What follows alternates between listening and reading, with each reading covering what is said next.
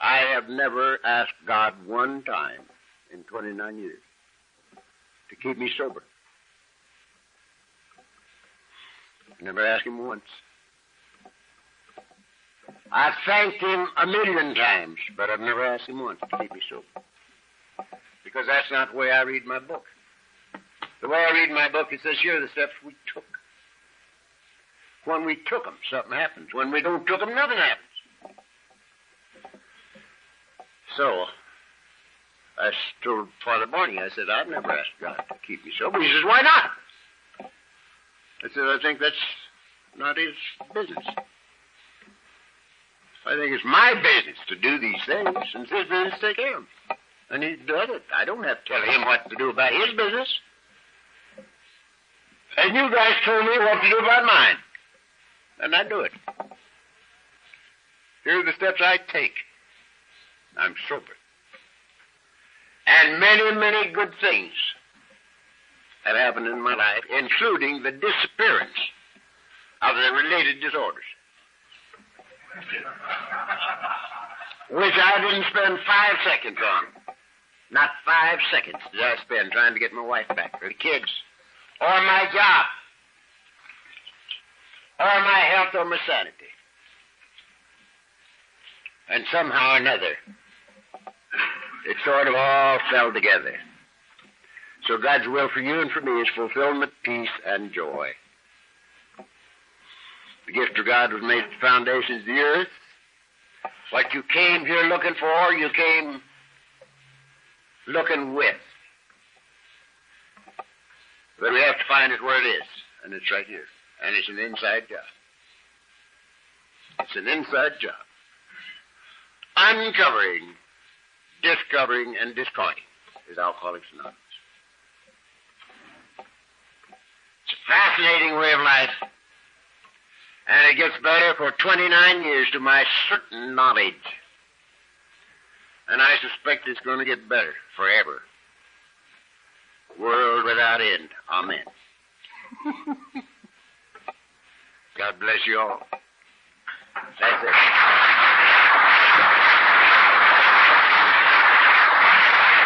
We have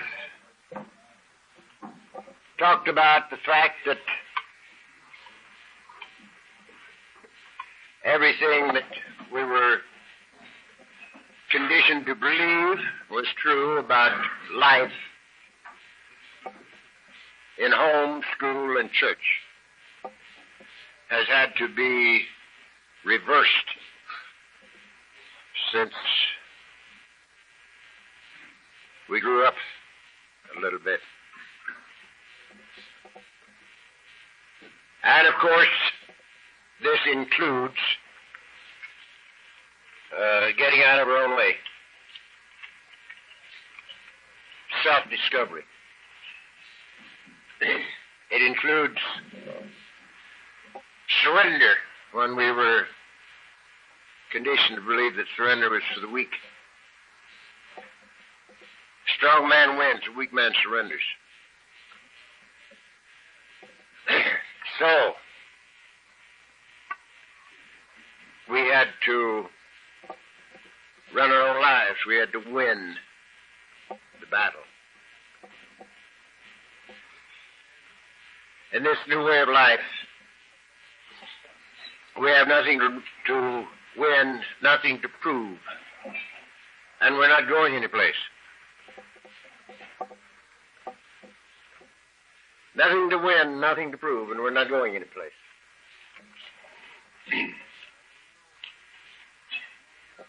Now, I'm either going to run my life and take the consequences thereof, or I'm not going to run it and take the consequences thereof. One or the other of those things I must do. We cannot do both. Again, it's written that you can't serve two masters. Either you cling to the one and despise the other, or vice versa. A house divided against itself can't stand. So either I'm going to run my life and take the consequences thereof, or I'm not going to run it and take the consequences thereof. And they don't mix. And I can't run mine. As we have said, we had 43 years to run the show, during which time I was the star of the show and the master of ceremonies. And after 43 years, I had accomplished failure in every department of life. So I can't run my life. I can't run nothing. Can't run my business, can't run my wife, can't run my kids. Can't run anything. And I know it. I knew it when I got here. I came here knowing that I had lost the battle of life. And I'd given it everything I had. I gave it my wife, my kids, our home, my job, my health, my sanity, and my money. And I lost.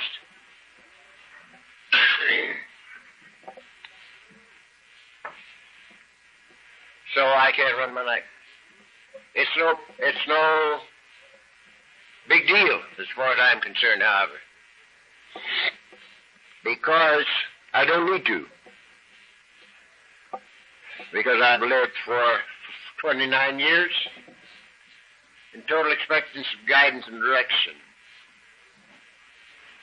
So, I don't need to run my life. It isn't necessary. And I can't. And I accept it. Now, the next premise is that God is either sufficient unto all of my needs or he is not sufficient unto all of my needs. One or the other. If he is not sufficient unto all my needs, there's nothing to worry about. Because in that case, life is not worth the candle. The sooner it's over, the better. We might as well knock this thing off and go down with the bus and fill it full of liquor and shack up and drink till we die. If God is not sufficient in all our needs, sooner it's over, the better. There's nothing to recommend life. So if he is not sufficient, there's nothing to worry about. And if he is sufficient unto all my needs, there's nothing to worry about. So it got you both ways. Got you both ways. Because if he is, all I have to do is to act like his kid and prove that I am. And that's written like this. Act as though I am, and I will be, saith the Lord. Act as though I am, and I will be.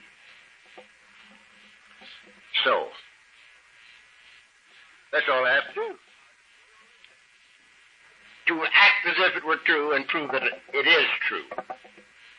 And that's what we do in this program of ours. There's nothing else to do.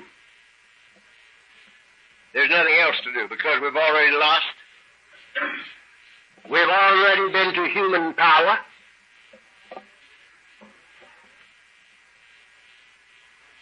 The best. I went to the priest, the preacher, the doctor.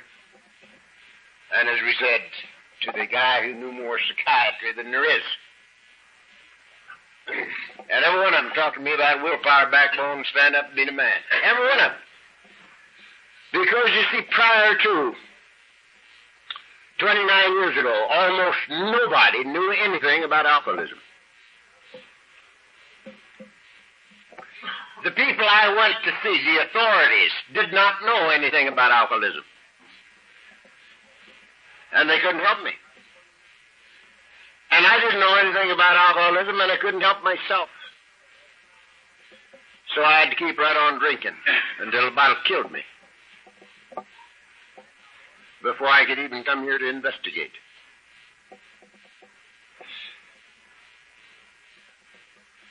Now, I knew that my job and my problem was not the lack of willpower, or the lack of backbone, or the lack of being able to stand up and be a man. I knew that. I was born with a pitchfork in my hand. I can't remember when I wasn't working. I always worked. And I was a pretty good athlete in my day. And I can say that without fear of successful contradiction, because there's nobody here old enough to remember.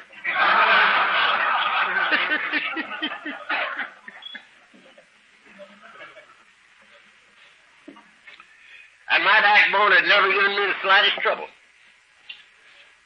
And you know something? It hasn't yet. My backbone did a hell of a job for me. If everything I have worked as well as my backbone, I'd be in top shape.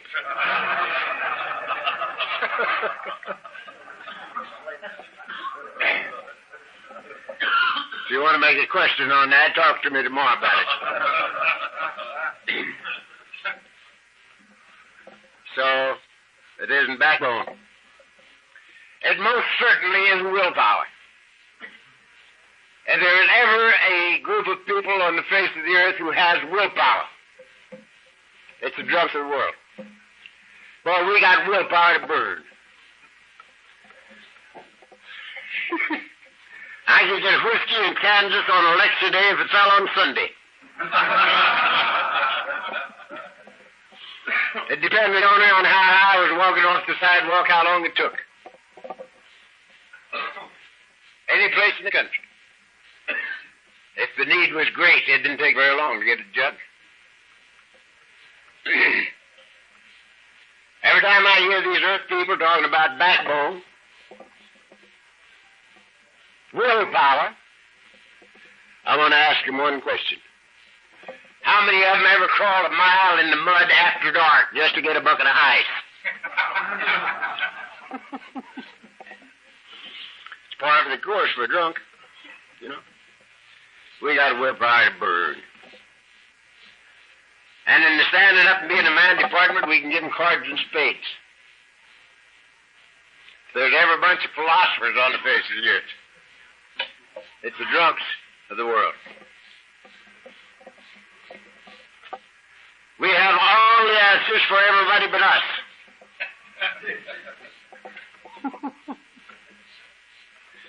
One of our great assets, one of the things that really endeared us to the non-alcoholic world. We have always known exactly what is wrong with them. And we didn't mind telling them. And that's not a good way to win friends and influence people either.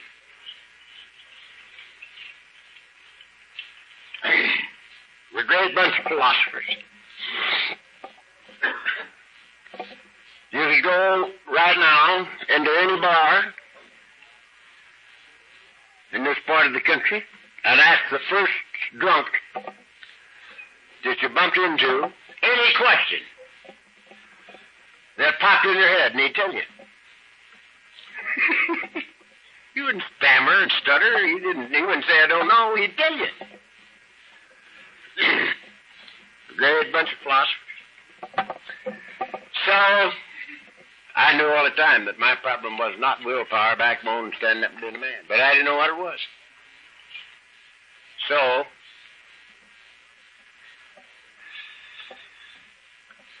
I had to keep right on drinking until I died before I could come here and find out.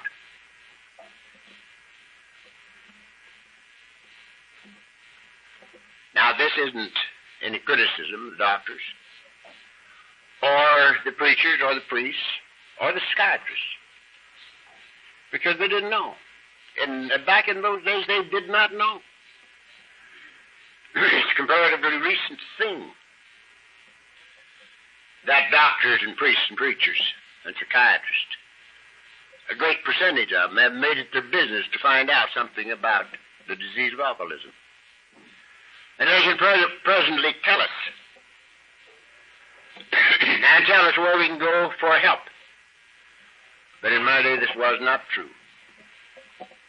Thank God. There's so much more known about it today than there was then, that many people can find out and come without having to destroy themselves, as some of us did. However,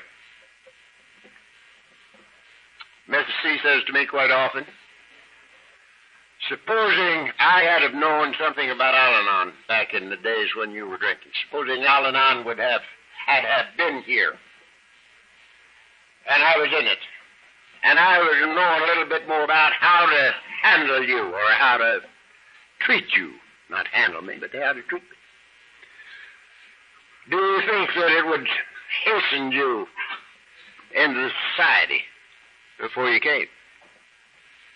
And I say I don't really believe it would have. In my case, I don't really believe it would have. Because I am one who certainly could not hear till I could hear, and could not see until I could see.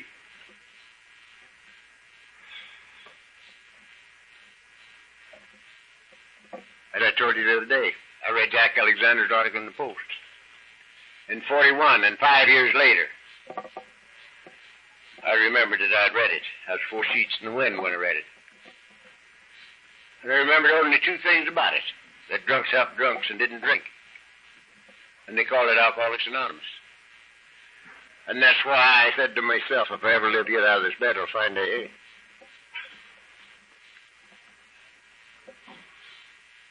And from the decision until now, I haven't had to drink. So I don't know. In my own case, up until my last drunk, it was never my fault that I drank. Up until my last drunk. And I got drunk for 25 years. And I was periodic for the last 10. And I was physically sober to them tonight. Between every 2 drunks for 10 years. And I could look at my record with physically sober eyes for that whole 10 years. And yet, until my last drunk, it was never my fault that I drank. It was your fault. It was my wife's fault. It was her mother's fault. Now, there was a king-size reason for getting drunk. That mother-in-law of mine.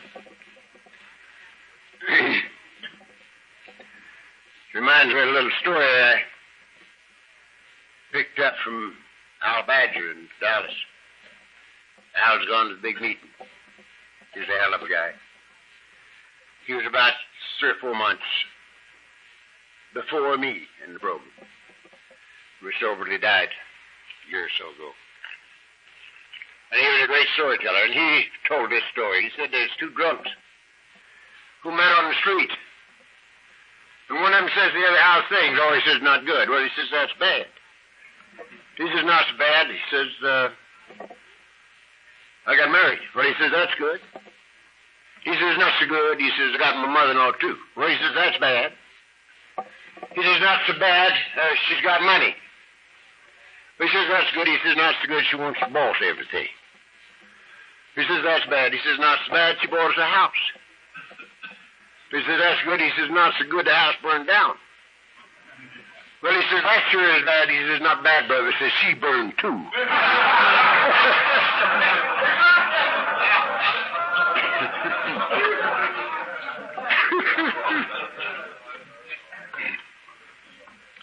Until that last excuse has got to go to the boards. It's got to burn up. If you and I have one excuse left, that is still acceptable to us. We have another drunk left. Nobody is going to do the things necessary to obtain and maintain sobriety.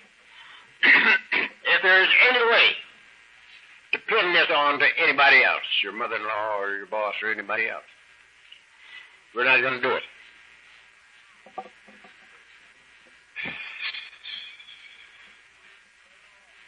In my own case, I don't remember if I told you this down here or not. I've told it many, many times. But on my next to last drunk, when I went to the kitchen after a glass of buttermilk, Dick and Miss C were sitting in the living room. They heard me let out Beller and heard me hit the floor. They came running out thinking that I was in an alcoholic convulsion, but I wasn't.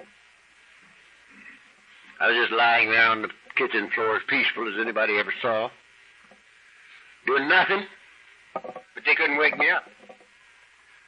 And they told me I was a peculiar color. I was blue. They got all exercised and called the oxygen squad. And they came down. And after a while, they woke me up. And they told me that to all intents and purposes, I'd been dead.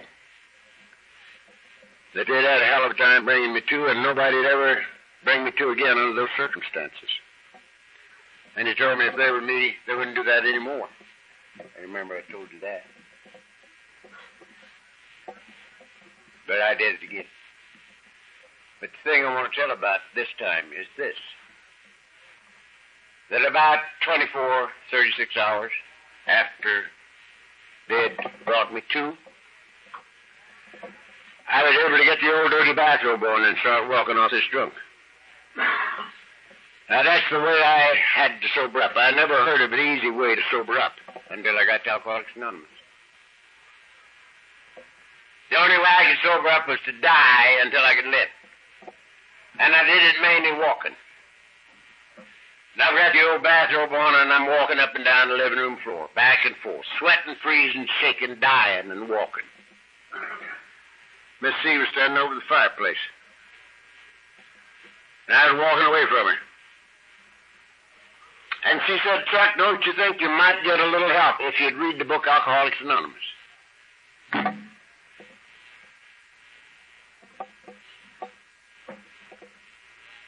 I turned on her like a lion. I said, you, my very own wife, suggesting that I read a book written by a bunch of drunks. I who read all the good books for the good authors. And you want me to why it says you wound me deeply. Now, I'd just been dead 48 hours before, and she wounded me deeply. And I polished her off completely by saying, and besides, I can write a better book than that myself. Now, that was just 90 days before I came crawling into this program. Just 90 days. I'd been getting drunk for 25 years. And she wounded me deeply by suggesting that I read this book. So I doubt very much that there was any way that I could have gotten here, except the way I came. And that was to totally burn up, which happened to me in my last time out. Now, many times people hearing a guy like me, or some of you, who had everything happen to them that can happen to anybody, and they say, well, those things didn't happen to me. I've never been in jail. I've never had DTs. I've never had convulsions. I've never had trouble with elephants. You know, I had a lot of trouble with elephants. I may be one of the few people that ever lived in Beverly Hills that were charged by a herd of elephants. That almost never happens in Beverly Hills. Still running me right out of the town. No convulsions. I've had them all. And they say, well, those things haven't happened to me, therefore I'm not an alcoholic. Now, we think that there's no degrees of alcoholism. You can either drink well or you can't. One or the other. Alcoholism is a great deal like pregnancy. A gal don't get any more pregnant in 8.5 months than she was 15 seconds after conception. It just shows more. The same thing's true with us. I don't think we get more alcoholic. I think it just shows more as time goes on. And it don't make any difference how many of those things you've missed. You know whether or not you can drink well. And if you can't drink well, you might be an alcoholic. We say in this dealing of ours, if alcohol interferes with your personal life, your business life, or your social life, any one of these three, maybe, any two perhaps, and the three of them, you're a cinch. But there's another little question that I like better than all three of those. And it's very, very simple. Is it necessary for you to wonder whether or not you're an alcoholic? If you are, sign up with the secretary before you leave. I have never caught a non-alcoholic wondering whether or not they were an alcoholic in 29 years. It's always been an alky that's trying to figure out some way to beat this rap.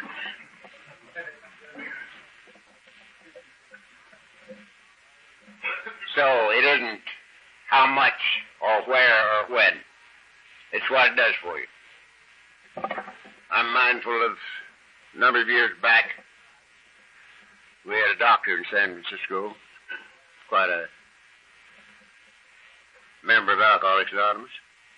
He's a gynecologist. As a matter of fact, he's 5 times a doctor. He was a doctor, a surgeon, an obstetrician, a gynecologist, and a psychiatrist. He was qualified in all those fields. And he told us a little story. He said he was operating a lady who was getting pretty well along in years, past 60. And he had determined in her examination that her arterial tree was very weak. And he had also determined that she'd never had a drink of liquor in her life. And for a post-operative care, he prescribed a little brandy. And they started giving this biddy a little brandy. And he said on the 3rd day after the operation, she stole the keys from the nurse and got into the brandy. And she'd never had a drink in her life up until that time. So it's not how much or how long, it's what it does to us, you know. And you can either drink well or you can't. And if you can't,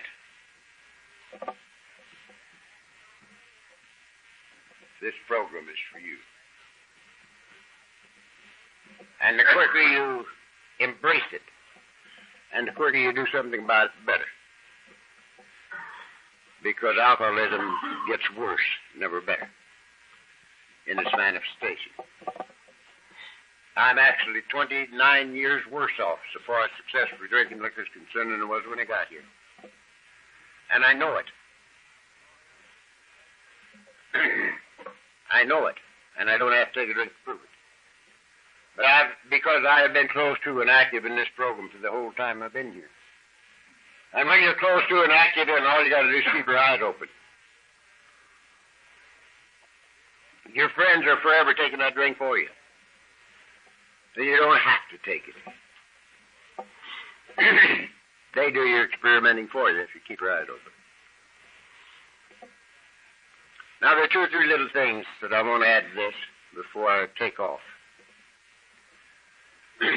When I first got here, I was quite sure that people who had not suffered as much as I had suffered couldn't possibly love this thing as much as I did. And I felt a little bit sorry for those who came and hadn't had some of the things happen to them that I had happen to me. Because I knew that they didn't, they couldn't feel this thing like I did. until I got to working with J.B. Priest. Never been kicked out of anything. Was still serving the altar. But he was a priest. A J.B. died. And it gradually dawned on me that I was a drunken nobody. Nobody gave a damn whether I drank or didn't. Half a dozen people. But a J.B. Priest, how much they must suffer in doing a bad job. And I got to working with my banker. And he was one of the biggest bankers in the country. He was an internationally known banker. He taught banking. He was a dollar-a-year man with the United States government for quite a while. And he'd never been kicked out of anything. He belonged to everything in town. Never been kicked out of his home. He lived in Fremont Place. You can only get in there and out one way. No cross streets, no out to the other end. You go in and out the same way. It's private. There's where he lived. And he'd never been kicked out of home. Never been kicked out of anything. But he couldn't drink well. And he wasn't doing his job well. And he came to Alcoholics Anonymous. And when the time came, when he felt that he had to start trying to give this thing away, he went to his committee. He was chairman of the executive committee of one of the biggest banks in the city. And he went to the committee and he says, look, I have an alcoholic problem. And I have found a way that might let me live for the rest of my life without drinking. And one of the things we must do is to work with alcoholics. And he says, I'm going to have to start working a bit with alcoholics because they've worked with me. And I'm sober. And I'm going to have to talk a bit. And people might know. And it might be damaging to this bank. And so I'm submitting my resignation to this committee right now for your action. And they says, go to your office. And he went out. And he was almost to his office when they opened the door and called him back. And he says,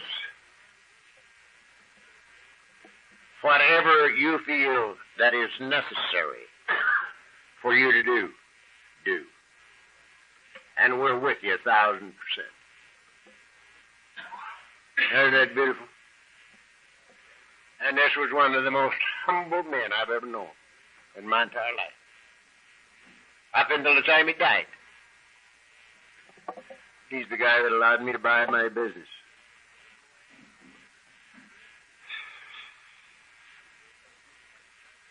Beautiful, beautiful man. And we used to sit between Christmas and New Year's every year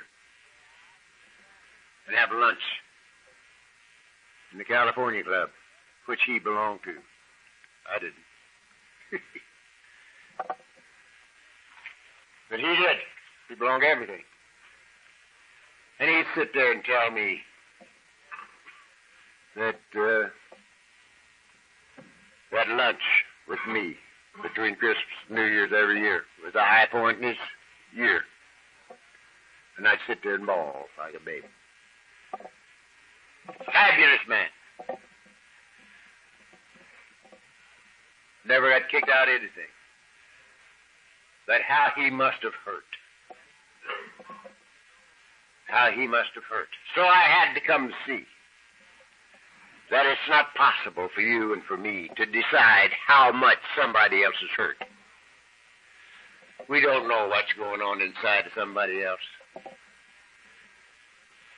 And they might have hurt 10 times, 100 times worse than I. And here I was sort of pitying him because he couldn't love this thing as much as I did.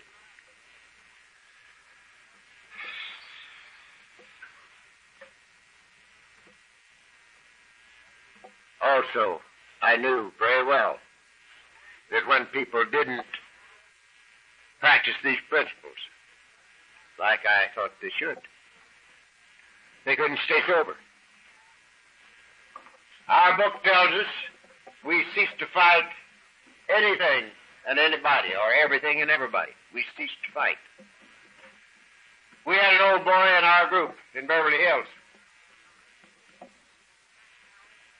that fought everything and everybody. He was a year and a half sober when I got here. And he's a year and a half older than I am in the program right now. And he never did quit fighting. He still fights, and he's practically a dead man. Now, back in the old days, I used to try to make him speak to me. And he wouldn't do it. Maybe a whole year would go by. We're in the same group. And I couldn't make him speak to me. And I'd do stuff like this. I'd walk up to him in the middle of a sentence, talking to one man. Because he'd have to, he'd have to do something. Well, he did. He turned on his heel and walked off without even finishing the sentence. I couldn't make him talk to me. And when I got my 21st birthday, he gave it to me. And this roughneck kissed me on the neck when he gave me my birthday cake. He may be one of the guys that loves me the most in this town now. So, we have to come to see that it isn't where you are, it's where you came from. Now, Eddie just might have grown 10 times more than I did in this program. But he didn't start even with me. He started down the ladder a ways. And so we have to come and see these things. And it makes for a much, much, much more beautiful living experience in Alcoholics Anonymous.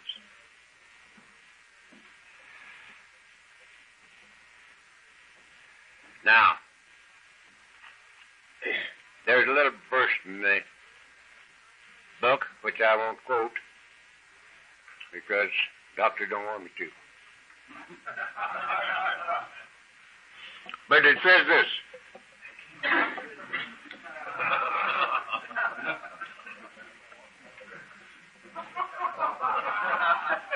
It says, blessed is he who condemneth not himself in that which he alloweth. Blessed is he who condemneth not himself in that which he alloweth. What does that mean?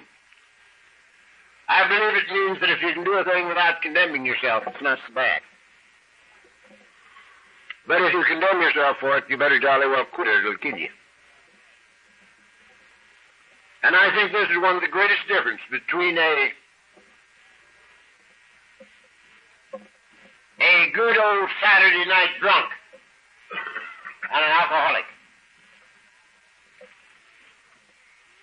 Because you and I condemned ourselves from the beginning. Now, if we were raised in a religion that did not condemn us for moderate drinking, maybe we didn't condemn ourselves for moderate drinking, but we condemned ourselves for a bad performance. So from the beginning, we condemned ourselves. I knew better than to drink before I ever took my first drink. I condemned myself from the first drink. And as time went on, the condemnation became hatred. And we end up hating our guts. We can hardly look in the mirror to save because of self-loathing. Blessed is he who condemneth not himself in that which he alloweth.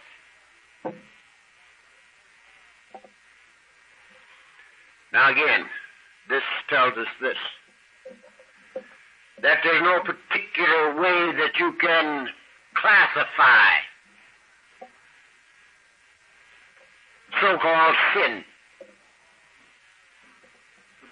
amongst those people around you. Many people can do things that I can't do, and don't condemn themselves at all. Personally, I could do things, many things, 5 years ago that today I cannot do. And so it depends on where we are, what we can do, and what we have to get rid of. And it's a continuous process. Because the higher we go, the more we have to discard. And the more we discard, the freer we become. It's amazing.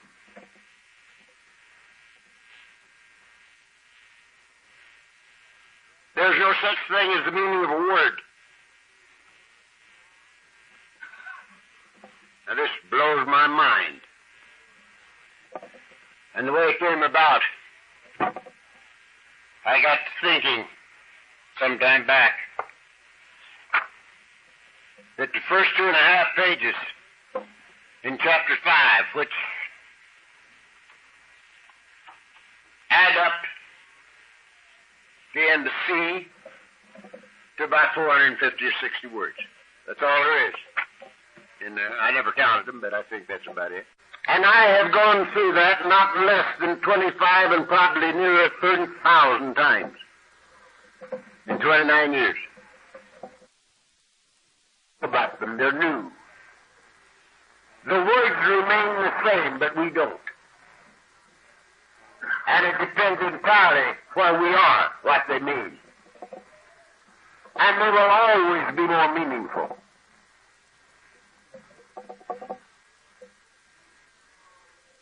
They always take a new meaning, depending on where we are.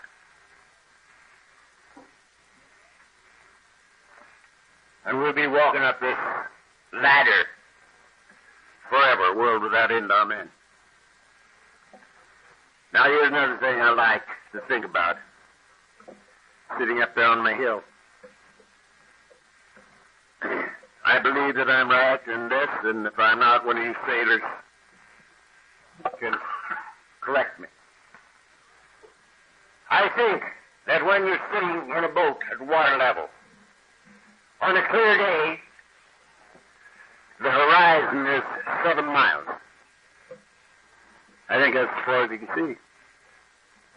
When you're at water level. Now I'm up maybe 1,000 feet above the water level. And on a clear day, my horizon is almost limitless. 150 miles I can see. Sometimes Catalina Island, San Clemente Island, and Point Fermin are all close enough that I could seem like I could skip a rock to them. You know? Just a little bit of elevation changes the horizon from 7 to maybe 150 miles. And we'll be walking up these stairs forever. Now, the only thing we can't change about our lives, the only thing that cannot be changed by us, is that we're stuck with ourselves forever. World without end, amen. Now, this is a bleak prospect, isn't it?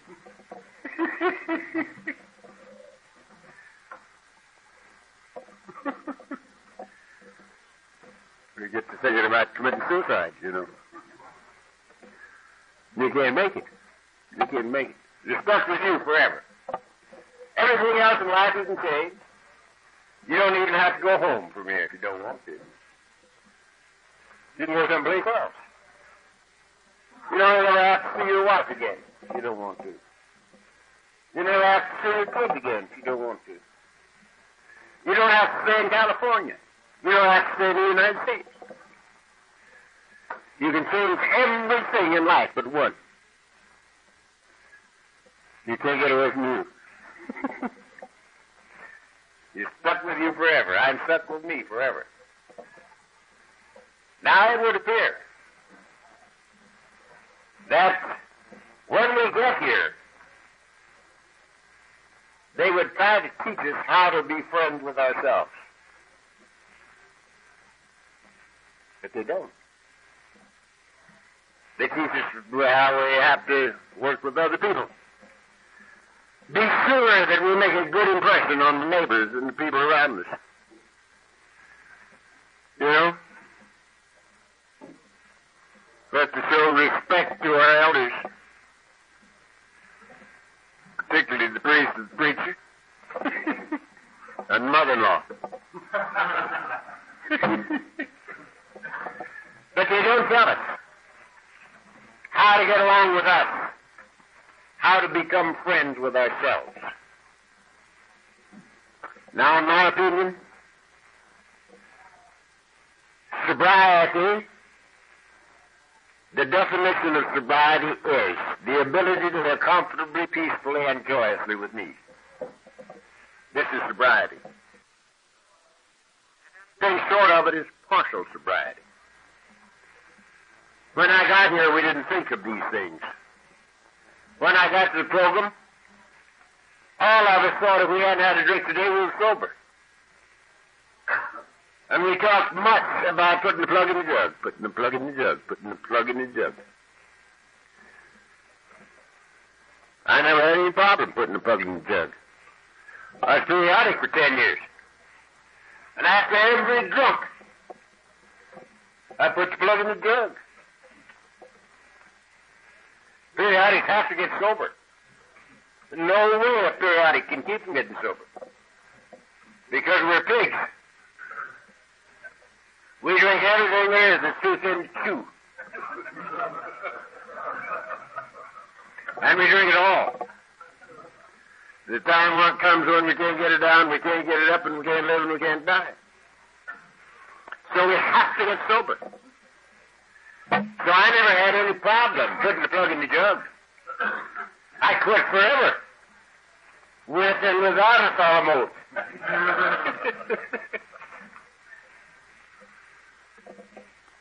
Put the plug in the jug. My problem was not putting the plug in the jug. It was taking the plug out of the jug. Because when my time came, I took the plug out of the jug. And I was off again. So, physical sobriety is absolutely important. To me, it's synonymous with life. I cannot live and drink, and of myself I can't keep from drinking. So I have to be physically sober, lest I die. So I am not selling physical sobriety short. It's the foundation under sobriety. But sobriety is physical, mental, emotional, and spiritual. 4 parts of the same thing, and it adds up to the ability to live comfortably, peacefully, and joyously with me. This is sobriety.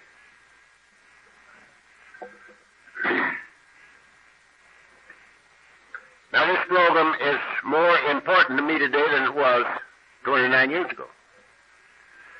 Because 29 years ago, if I could have just died and had it over,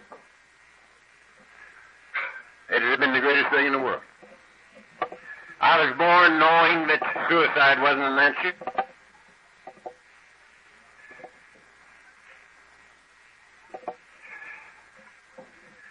But it never occurred to me that drinking yourself to death was suicide until I was sober 5 years. So I tried my damnedest to drink myself to death, but I couldn't make it. You can't drink yourself to death if you want to die. The guys that die with alcoholism don't want to die. If we want to drink ourselves to death, we just go nuts. And stay nuts, but we can't get over the brink. I want to make this point. One of the great big insurance companies of the country was built by a man whose son got sober in Alcoholics Anonymous. He was an attorney, and he was never going in the insurance business. He was going to stay an attorney. And it was a beautiful empire. And I don't know how much effect I had on him, but I talked with him for a long, long time about getting on in that business and taking over, because his dad was way along in years. And he eventually did. And he was the man that built his empire. And he was pretty old. And he was doing a bit of drinking. And his son talked to him a little about it. And he says, I can drink myself dead if I want to. And his son says, no, you can't. Well, he says, so-and-so did. Mentioning another big man in the insurance business who had drunk himself to death. And the lad says, yes, but he didn't want to. And it hit me like a ton of brick, because that's what I was trying to do. But I couldn't make it. The thing that hastened me into Alcoholics Anonymous after 25 years. But I knew I wasn't going to die. I was going to stay insane. And I'd sit there in that chair of mine, thinking about the boys, my boys. When the kids in the block says, where's your dad? And they'd say, he died. And they'd turn and walk off.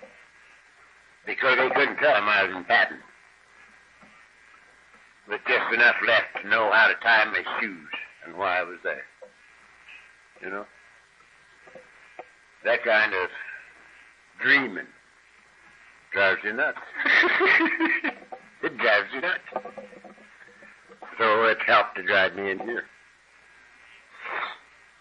We can't make it if we try. And it never occurred to me until I was 5 years sober that drinking yourself to death was suicide. But of course it is. Now, how am I going to stay sober? I have to be sober. Sobriety in life or synonymous.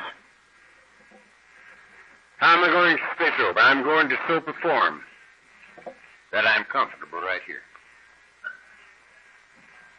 That's the only way I can stay sober. When I get feeling a certain way right here, I'll get drunk. Now, I hear many people say that if you've been in Alcoholics Anonymous a while, you have to think to drink. I don't believe it.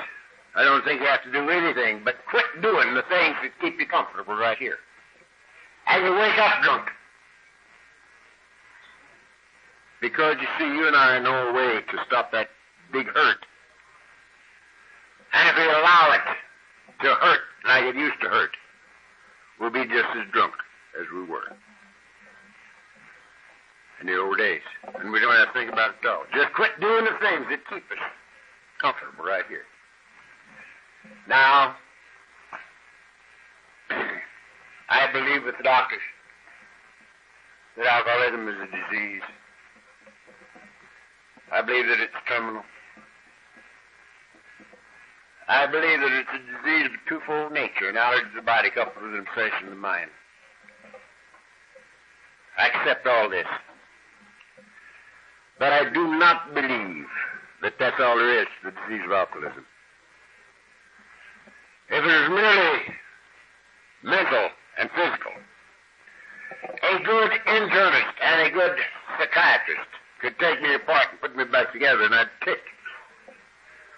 But this doesn't very often happen. To us, once in a while, somebody gets sober and stays sober, but it doesn't often happen.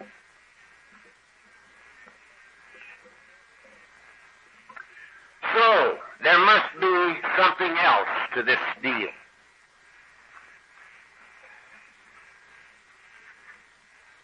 A living problem, and we must have a living answer. And inasmuch as there has never been a mass recovering program for alcoholics that did not include a basic spiritual rest, then it seems kindergarten to me that the problem behind the problem is a basic spiritual unrest.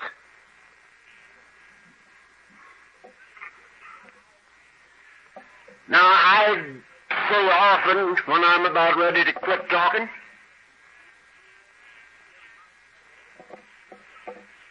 the time has to come to, in our lives, when we come to see that if there be fault, it's mine.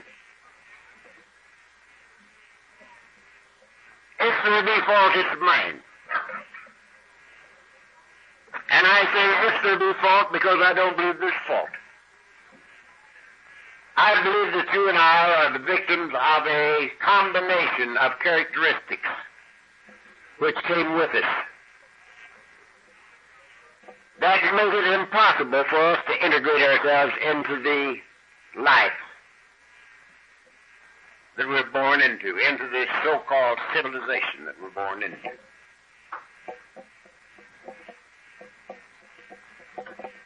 And I look at myself and a few thousand of you people, and it seems that there are three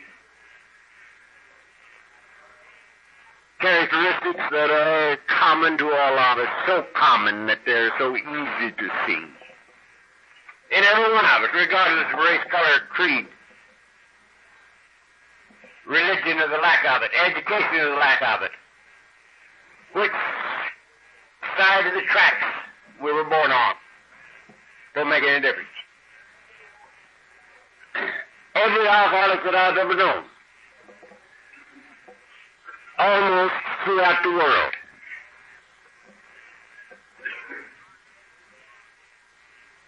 is a perfectionist, an idealist, with the terrific drive for excellence that goes with perfectionism. It is this drive for excellence that brought about the cliché that you've heard ever since you were a little guy. This is the best mechanic we ever had in the shop, but the best lawyer that ever hit this part of the country, but the best stenographer we ever had in the office, but she can't get down till about a Tuesday or Wednesday. Drinks too much. Terrific drive for excellence. Perfectionism. Now, perfectionism is a beautiful characteristic or attribute when we learn how to live with it. But until we do, it'll kill us. It makes us set goals for ourselves that we cannot attain. And we're forever disappointed in our own performance. And it makes us demand more of those around us than they can put out. And it makes it necessary for us to make them over. Our wives and our kids and the people who work with us and so on. It's a killer until we learn how to live it. Perfectionism, idealism. And it's very evident in all of us. The second thing is that to a man, we were born with the interior awareness that life should be a good and a big and a beautiful thing.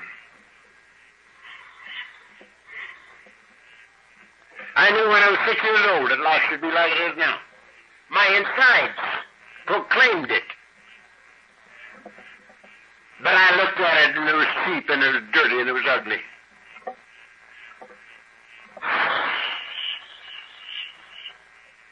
That's one of my biggest problems. I couldn't integrate myself in the life around me because I didn't like it.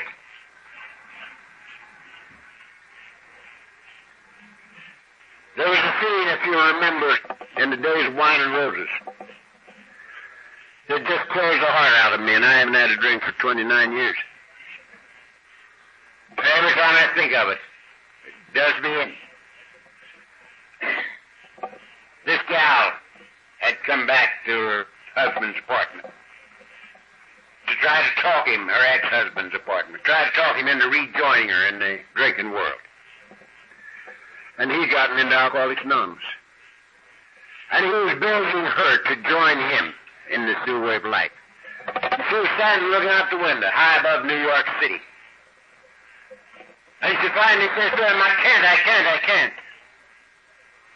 When I look out of this window, sober, it's cheap and it's dirty and it's ugly. And when I look out drunk, it's beautiful. For 25 years, the only way I could stand what I looked at was to be half in the bag. And this is one of my big problems, and yours. And lastly, there are many more, but we'll just use 3. And this is the most incongruous thing you'll ever hear come out of the mouth of an alkie. And I caution you not to speak of this to your psychiatrist.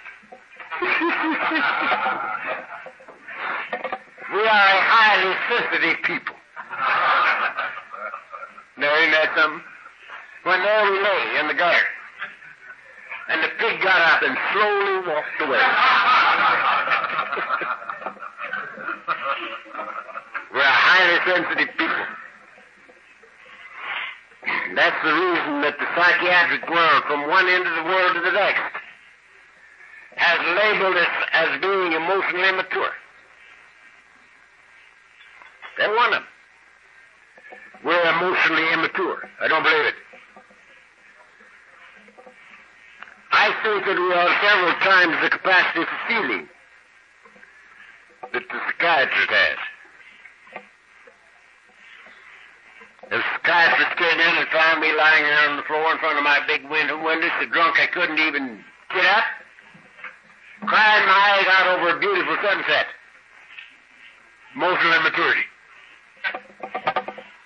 He don't know it's so damn pretty I can't stand it. Now again, I haven't had a drink for 29 years. But a year ago, I was down on the knobs above Louisville, Kentucky, along the Ohio River. I was in October, and the leaves had turned. That's the most beautiful sight on the face of the earth. All those beautiful colors. And miles of it. It's so beautiful. I sat there all alone in my car and bawled my eyes out. It's pretty, couldn't stand it. We're not emotionally immature. We are highly sensitive people. Now, as I've told many of you, I've been in prisons practically all over the world. Mostly as a guest. I could leave after a while. And amongst them is Folsom. Now, Folsom is for habitual criminals. You can't get into Folsom for murder if it's the first time. You have to be a habitual criminal to get in Folsom. They tell me up there that the swallows that build up there in those rocks used to build in Capistrano. But they're four-time losers. So they build up there in the stone wall around that place now. I stood there and talked to twice this many people, or 3 times this many people, and watched them cry right along with me. and the tears bouncing off their bellies, and they make no attempt to hide it. And it isn't because they're emotionally immature. It's because of the identity. They feel right here exactly like I do. And they cry with me and they laugh with me. And it isn't because they're emotionally mature. Now I'm convinced that people like us, when we get here, have all the characteristics for alcoholism except alcohol. All we have to do is add a little alcohol and we're off. Very few things can happen to us. From the time we're born, we're going to be priests, preachers, or nuns, or hotheads or alcoholics, because we cannot integrate ourselves into the life around us. And it's not because we don't want to, because we do. We want so much to be a part of, and we're forever apart from.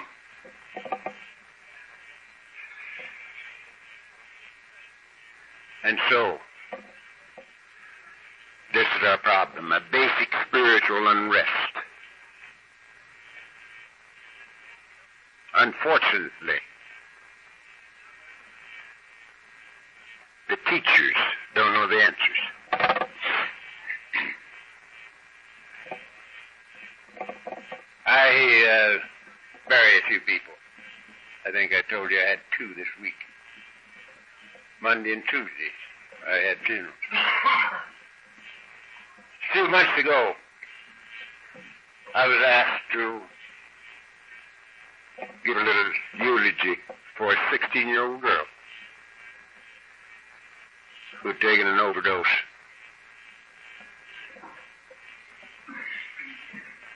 Of cocaine. That's the in thing down in my country now, cocaine. And she died. And I got out there to the place, the cemetery, because there was no chapel deal. It was just graveside service. And that whole hill was covered with kids. I don't know how many, just a whole passel of kids, teenagers, on that hill. And I said to myself, this can't be just a regular deal. I've got to talk to these kids. And I talked first for a little bit with their parents. And there's a few older people that were there. And I told them that I didn't believe in death and why and so forth and so on. And then I started talking to the kids. And I told them I had great empathy for them, because I too had been born into a society that I couldn't swallow. I couldn't integrate myself into. And I had to find a way to be comfortable, because I was not comfortable in society in which I had to move. And when I was 19, I found a way to get comfortable in that society. And for the next 15 years, I used this chemical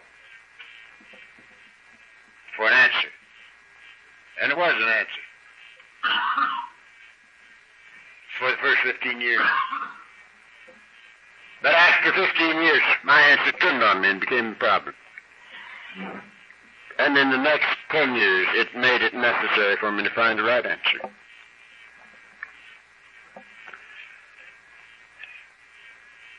And I did. And then I told these kids that if they could just come to see that there was an answer that stayed with us. I said, when you're behind the acid, you got all the answers. But when the acid's gone, you ain't got none. The answer's gone too, you see. But there is an answer that stays with you. And it's so much better than any chemical that you can put in your body. That you can sing about your business. The business of living. And you don't have to repeat a dosage of chemicals. And if you just decide that you want to find this answer and make an effort, you can find it. And there are many people that will help you. And if you do this, maybe this death will be justified.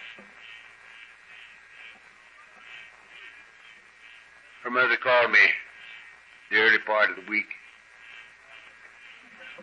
First time since I had been there.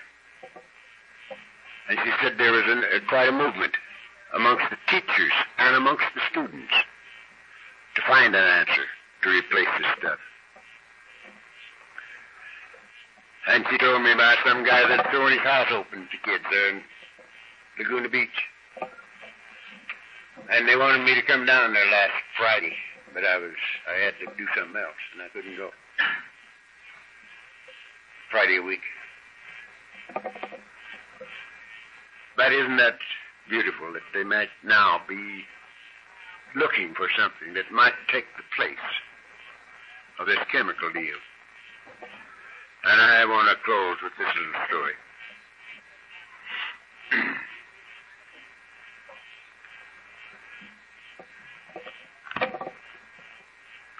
Before Alcoholics Anonymous was born, there was a chap by the name of Roland. And Roland was an alkie. And Roland was doctoring with Dr. Carl Jung, who might possibly be the greatest psychological mind that the world has produced so far. If I was learned, that would be a good opinion, but I'm not.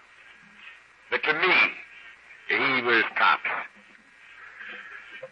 He was the same vintage as Freud and Adler and Jung. But it seems that Jung had a personal answer. He had a living answer, and maybe the others didn't. And Roland was doctoring with him. And every time he came back to him, he was worse. And he finally came back to him, Dr. Jung. And the doctor told him, he says, medical science has done everything in its power for you, and it can do no more. Psychiatry has done everything in its power for you, and it can do no more. And now it's my duty to tell you that your only hope is to find a spiritual experience that might save you. It's your only chance. Now, this was some little time before Alcoholics Anonymous was born. And eventually, Eddie called on Bill. And eventually, Bill heard the pronouncement that we've talked about already. He might have 6 more months to live, and then his wife would have to either lock him up or bury him. And he called out, God, if there be a God, reveal yourself to me now. And something happened. And he got sober. And he shared this thing pretty well until he died. Never had drinking.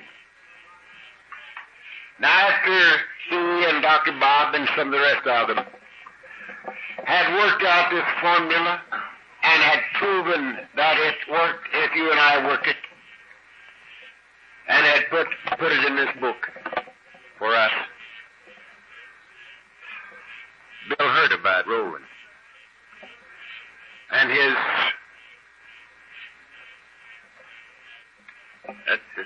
what Dr. Jung had told him about the spiritual awakening, his spiritual experience being his only chance. And Bill wrote to Dr. Carl Jung in Zurich, Switzerland. And he asked him in the letter, how come he had known enough about alcoholism to so counsel Roland as he had done.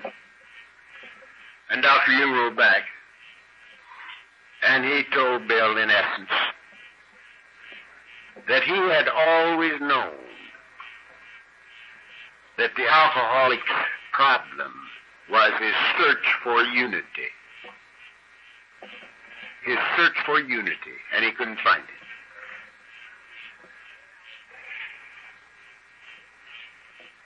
He even quoted one of my favorite verses.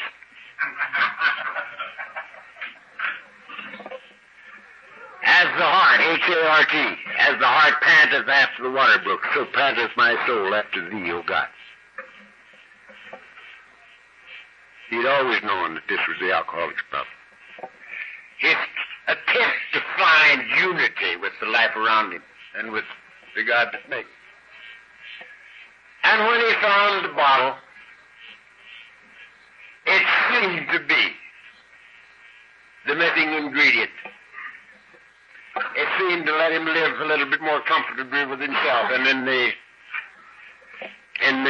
society around him. And he had found chemical unity. And it did a pretty good job with him until it became the problem that only a spiritual answer could solve. Now that's a beautiful thing. And most of us agree with it. Now here's what happened. And this just curls my hair. This is fantastic. It's a beautiful, beautiful thing to me. Roland, having heard this, affiliated himself with the Oxford movement and got sober. And he ran into Eddie. And he got Eddie into the Oxford movement. And Eddie got sober. And Eddie called on Bill. And Bill got sober. And so the finger of God. Oh, this is so beautiful. In our entire history,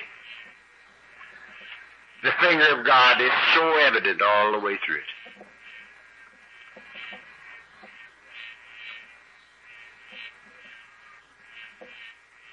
From Dr. Carl Jung to Roland, to Ebby, to Bill, Bill to Dr. Bob, and Dr. Bob and Bill to us. What a beautiful thing it is.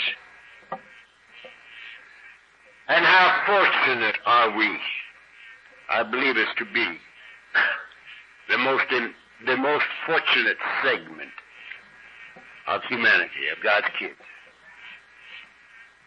Because, you see, we have to find an answer lest we die.